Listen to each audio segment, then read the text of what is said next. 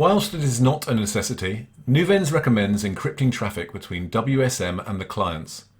To do this, we will add a network load balancer in front of the appliance to enable HTTPS using an SSL certificate.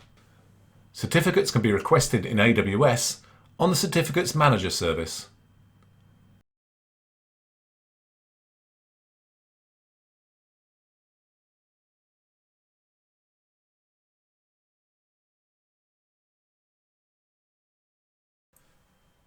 We will request a new public certificate for the appliance using a name we want to use in our portal, for example, wsm.domain.com.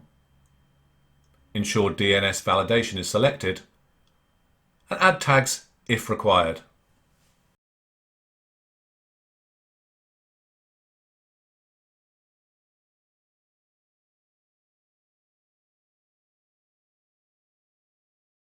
The DNS record required is CNAME or alias, and it can be created automatically if we use Route 53 or manually in our preferred DNS provider.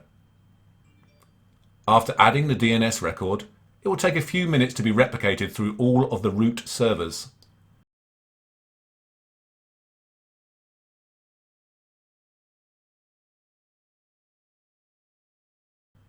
We can test if the record already exists using the NSLookup utility. Copy the CNAME and from the command prompt type NSLookup space and paste the CNAME. Here we can see this is resolved to an AWS record for validation.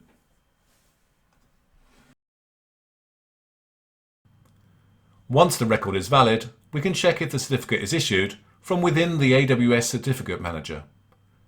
Normally this will show within 5 minutes of replication. However, in some cases this may take a little longer.